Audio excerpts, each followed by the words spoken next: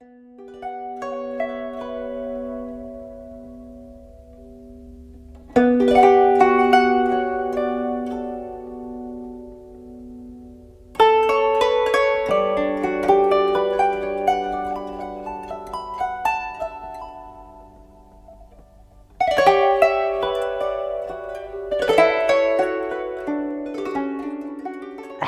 Mohamed Nouh.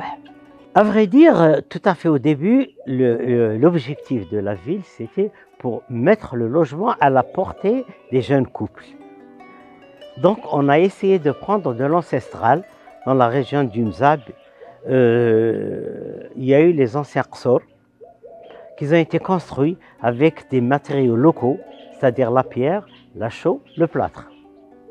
Bien. Alors, leur avantage, c'est le fait qu'on les trouve sur le terrain. Donc, ça va coûter un peu moins cher. Mais il s'est avéré que ces matériaux sont d'excellents isolants phoniques et thermiques. Donc, c'est déjà un côté de l'écologie. Un côté très important, d'une paire de coups. Voilà, l'idée, c'était ça. Bien sûr, on a voulu que les populations prennent en charge leur cité.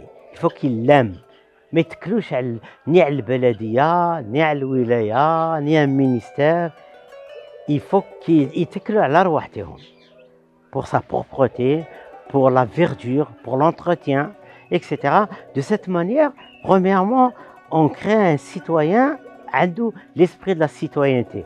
المواطنة, c'est quoi? La citoyenneté, c'est oui, je dois عندي حق de demander mes droits, mais il est نقوم de mes obligations. Entre autres obligations, c'est l'entretien de la cité, l'entretien de ton environnement. De toutes les façons, vous savez mieux que moi que nous sommes en plein Sahara, au nord du Sahara, mais en plein Sahara. D'ailleurs, la pluviométrie, c'est à peine une moyenne de 40 à 50 mm de précipitations par an. Donc, ما تقدرش تكلي عليها. Donc, il faut qu'il y ait une gestion rationnelle de l'eau.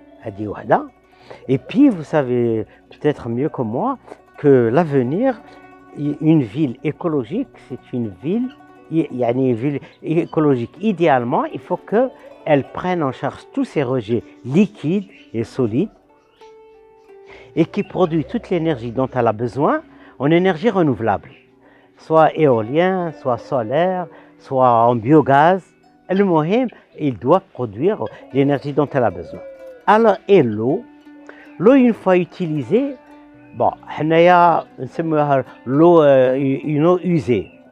Je préfère ne pas l'appeler eau usée, je l'appelle une eau malade. Et c'est l'homme, quand je dis l'homme, il y a un grand H, qui l'a rendue malade. On peut la traiter et la recycler, on a on l'a essayé, on l'a adapté, on a travaillé bien sûr avec le propriétaire de la technique, et entre parenthèses, c'est un Algérien. Et il a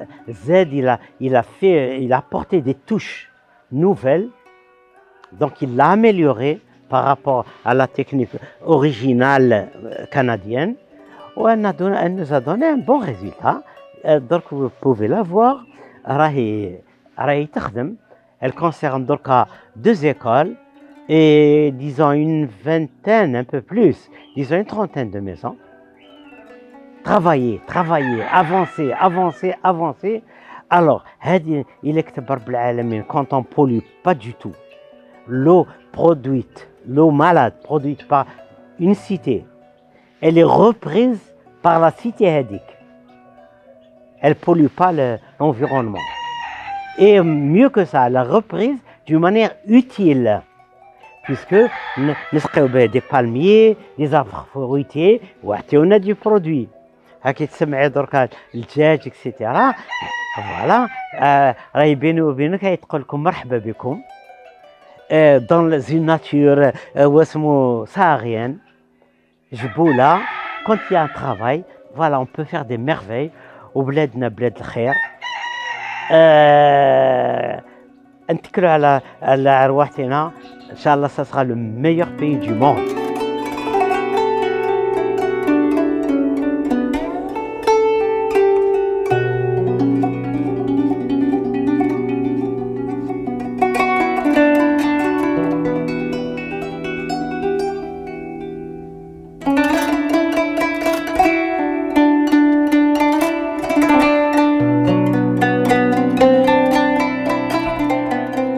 Nassim Ait Mouhab, je suis chargé de recherche au sein d'INRAE à l'UMR Géo à Montpellier en France.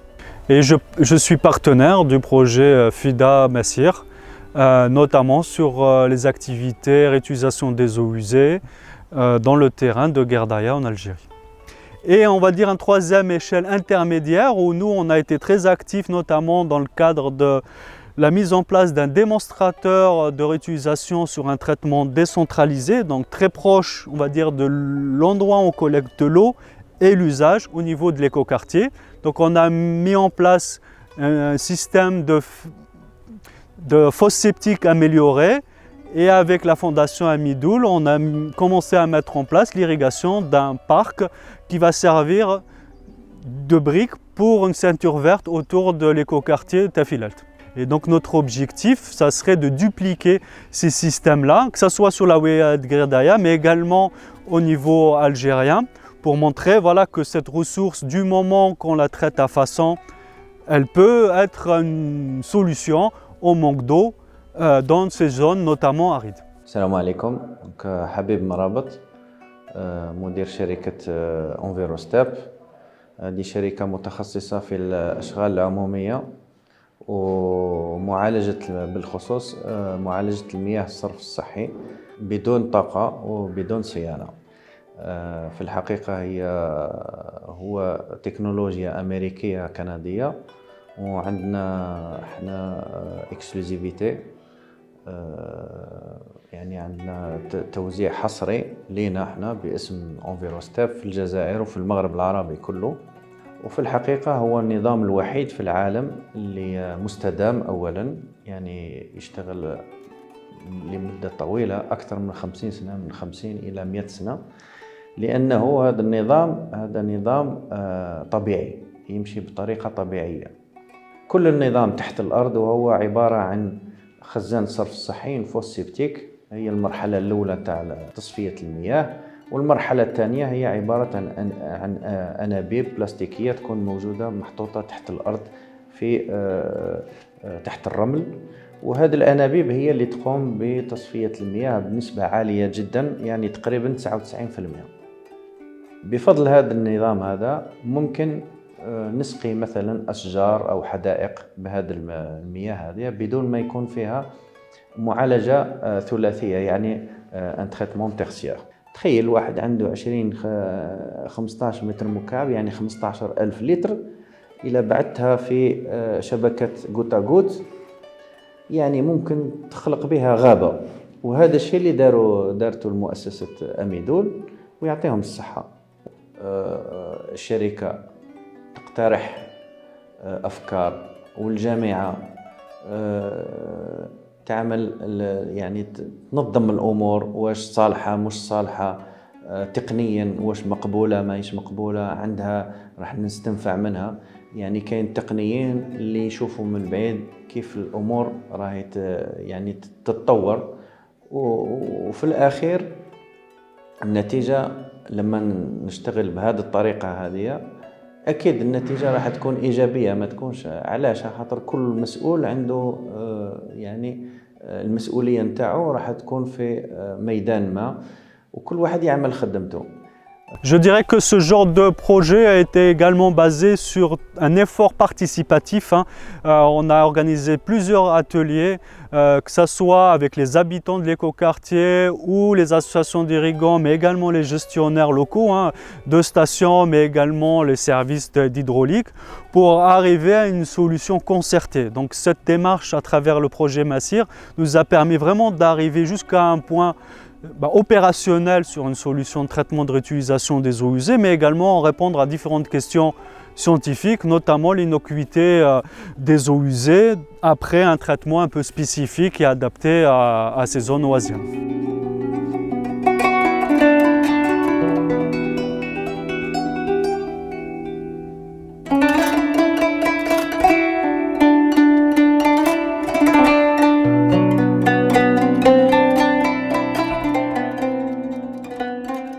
Alors, Monsieur Hartani Tariq, je suis professeur à l'école d'agronomie de Harrach.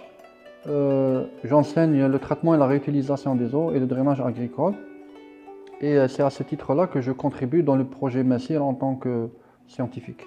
La région de Gherdaya, c'est une région qui est très riche en enseignement parce que nous avons fait des exemples de la réutilisation à différentes échelles, à l'échelle locale, à l'échelle plus grande, à l'échelle connectée au réseau d'assainissement, les villes, par l'exemple de Berriyan par exemple, ou de l'Ataf, comme à l'échelle décentralisée au niveau du Ksar Tafilet. Donc c'est un très très bon exemple à suivre. Ce démonstrateur de réutilisation, il a été effectivement initié dans le cadre d'un projet de recherche, d'une collaboration entre différents pays, avec un financement international, donc le Fonds international de développement de l'agriculture. Par la suite, il faut qu'il y ait un partenariat entre les universités locales et nationales avec la fondation qui gère le site, c'est-à-dire qui gère l'irrigation, qui gère le traitement, pour le bien-être local et pour l'image de la région. Aujourd'hui, Ksar Tafilalt bénéficie de plusieurs distinctions à l'échelle internationale. Je pense que c'est le moment de consolider et d'accentuer un peu ce prestige en le rendant plus durable, peut-être en connectant d'autres points d'eau, c'est-à-dire d'autres habitations qui ne sont pas toutes connectées au réseau de traitement, enfin au système de traitement, pour pouvoir avoir plus d'eau et avoir plus de verdure. Parce que le défi dans le Sahara, c'est d'aménager de la verdure pour les habitants. Je souhaite en fait que la population de Gherdaya, en particulier, puisse bénéficier de plusieurs projets de ce type, parce que je trouve que durant ces 4 années, ils ont été à la hauteur des attentes que les initiateurs de ce projet ont mis en elle. Donc que la population de Gherdaya, à travers sa société civile, ses associations, ses comités de quartier, puisse bénéficier de projets et de l'aide de l'État pour pouvoir développer des projets d'assainissement, des projets d'envergure scientifique, environnementale et agricole aussi.